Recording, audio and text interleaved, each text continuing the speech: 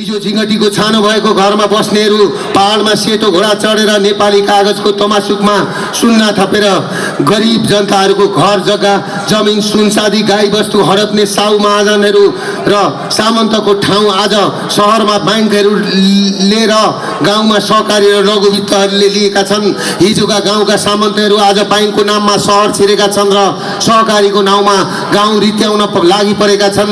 तपाईँहरू हेर्दै जानुहोला, अबको 10 वर्षभित्रमा यो देशको सम्पूर्ण अर्थतन्त्र केवल 200 जना नवधनाढ्य साहुहरू र महाजनहरूको हातमा हुनेछ। यस्तै स्थिति विद्यमान रह्यो भने अधिकांश जनताका घर र जग्गाहरू लिलामीमा पर्नेछन् र देशले अर्को द्वन्द्वको सामना गर्नुपर्नेछ। तपाईँहरूले विचार गर्नुभएको छ, कोभिड जस्तो महामारी रोग आउँदा 2 वर्ष देश ठप्प हुन्छ, देशको अर्थतन्त्र टाट पल्टिन्छ, तर ब्याङ्कहरू नाफामा हुन्छन्। एउटा ब्याङ्कले 5 अरबसम्म नाफा गर्छ, आफ्ना कर्मचारीलाई वार्षिक 24 महिनाको बोनस दिन्छ। त्यो कसरी सम्भव हुन्छ? काहीँ न काहीँ जरुर समस्या छ। व्यवसायी र आम जनताहरू अझ गरिब हुने र केही मुठ्ठीभर व्यक्तिहरू रातारात धनी हुने स्थिति कसरी सम्भव हुन्छ? आज हामी देखिरहेका छौँ, हाम्रो चेलीहरूले औँलामा लगाउने नङ पालिसदेखि भित्री वस्त्र र टाउकामा लगाउने सिन्दुर सुम्म र पुरुषहरूले खुट्टामा लगाउने मोजा, भित्र लगाउने धर्के कट्टुदेखि जनाइसम्म र शिरमा लगाउने ढाका पनि विदेशबाट ल्याउनु पर्ने विडम्बना छ। वार्षिक रूपमा 3 अरबभन्दा बढीको त फुल मात्र भारतबाट आयात हुन्छ। हाम्रा सुनथलले डाँडा काँडा नाङ्गा छन्। जल स्रोतमा दोस्रो धनी देश भनेर गोक्रो फुलाउनुको कुनै अर्थ छैन, जबकि हजारौँ हेक्टर जमिन बाँझो छ र अलिकति मेहनत गर्दा सुन फल्ने ती जमिनमा 12 महिना कमिला कुदिरहेका छन्। गाईका बाछा, बुङ्गुरका पाठा र कुखुराका चल्ला पाल्न लिएको सहकारीको ब्याज धान्न नसकेर वार्षिक सरदर 2 लाखभन्दा बढी युवा कतार र दुबईको 50 डिग्रीको टन्टलापुर घाममा श्रम गर्न बाध्य छन्। यो देशको लागि केही गरौँ भन्ने ठानेको हो। प्रजातन्त्रमा हरेक मान्छेको कुनै न कुनै राजनीतिक पार्टीसँग आस्था रहन सक्छ। विचार राखेकै आधारमा एउटा व्यक्तिको तेजोवध गर्ने र उसका गुण र दोषको कुनै मूल्याङ्कन नै नगरी एकरो खेद्ने नकारात्मक राजनीतिक संस्कृति हामी कहाँ हावी छ। हामीले विचार पुर्याउनै पर्ने कुरा के हो भने आज ब्याङ्क तथा चोकमा च्याउ झैँ उम्रेका सहकारीले जनतालाई सेवा दिने नाममा लुट मचाइरहेका छन्। आज सहकारी र लघु वित्तको चक्रवर्ती ब्याज तिर्न नसकेर गाउने रीतिने अवस्था छन्। नेपालको पूर्वतिरका मान्छेहरू आफ्नो घर जग्गा सावा ब्याज हर्जना तिर्न नसकेर घर जग्गा जमिन ब्याङ्क र ब्याङ्क सहकारीलाई जिम्मा लगाएर आसाम भासिन बाध्य छन्। यो मजदुर किसानहरूको जिल्ला भक्तपुरलाई नै हरित कृषि थोक बजारको प्रस्थान बिन्दु बनाउने प्रयत्न गरेको छु। आजको कृषिको मुख्य समस्या भनेको व्यवस्थित कृषि बजारको अभाव नै हो। आफूले उत्पादन गरेको अनाजमा जब बिचौलियाहरूले राज गर्न थाल्दछन् र असली किसानहरू यथोचित मूल्य प्राप्त गर्नबाट वञ्चित हुन्छन्, त्यसैको परिणाम आजका दिनमा पनि हामीले दैनिक करोडौँको रुपियाँको आलु, गोलबेडा, भिन्डी, खुर्सानी लगायतका नगदी अनाज र फलफुलहरू भारत लगायतका तेस्रो मुलुकहरूबाट आयात गर्न बाध्य भएका छौँ। पनौतीको खोपासीका किसानले आफूले उत्पादन गरेको गोलबेडा 17 रुपियाँ किलोमा बेचिरहँदा त्यो गोलबेडा भक्तपुरको हाम्रो भान्सासम्म आइपुग्दा कसरी 100 रुपियाँ किलो भएर आइपुग्छ, बिचको 83 रुपियाँ कसले खान्छ भन्ने कुरा मैले राम्रोसँग बुझेको छु। यो कृषि बजारले त्यो बिचौलियाबाट खास किसानलाई मुक्त गर्ने र किसानले उत्पादन गरेको अनाजको उचित मूल्य प्रदान गर्ने प्रयत्न गर्नेछ।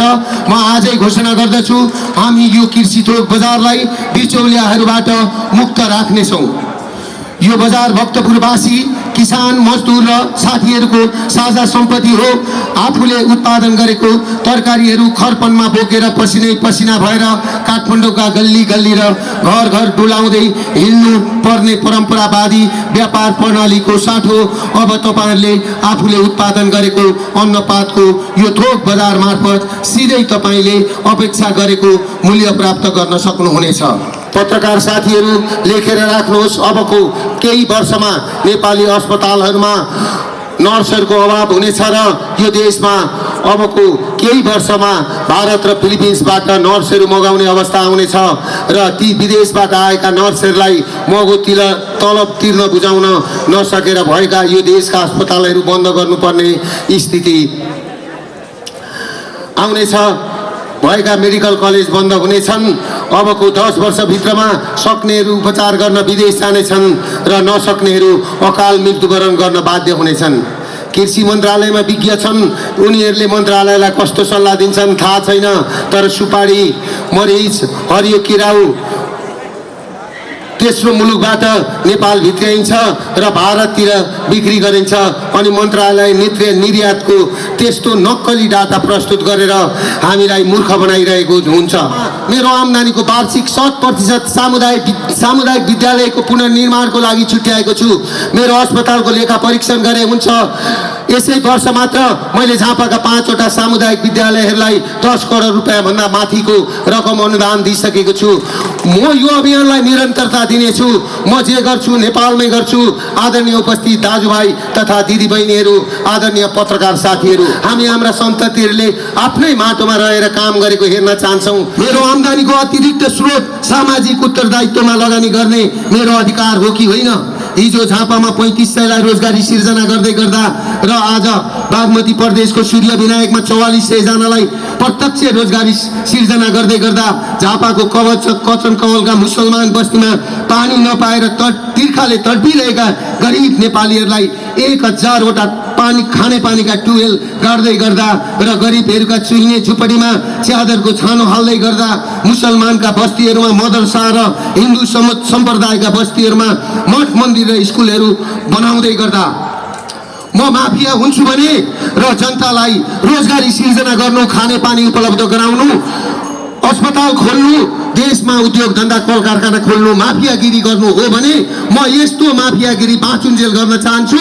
तपाईहरुले लेखिदिए हुन्छ।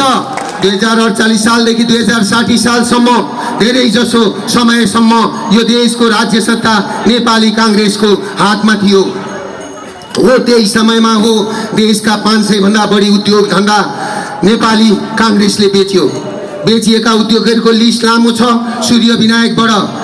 सूर्य विनायकदेखि त्रिपुरेश्वरसम्म चल्ने ट्रली बसदेखि हजारौं मजदुरको रोटी धानिरहेको गोरखकाली टायर कारखानासम्म, नवलपरासीको भिरकुटी कागज कारखानादेखि ललितपुरको चोबार सिमेन्टसम्म, बाँसबारीको छाला जुत्ता कारखानादेखि झापा र इलामका हजारौं बिघा चिया बगानसम्म कौडीको भावमा बेचेर लाखौं युवाहरूलाई हरियो पासपोर्ट बोकेर विदेशी न बाध्य पार्ने कांग्रेसीहरूलाई मैले प्रश्न गर्दा उनीहरूले जवाफ दिएको सुनेको छु। तिनका महामन्त्री गगन थापा भन्छन्, हो हामीले बेचेकै हो, तिमी कम्युनिस्टहरूले खोल्यौ त?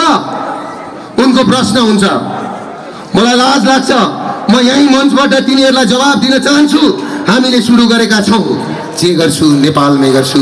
धन्यवाद।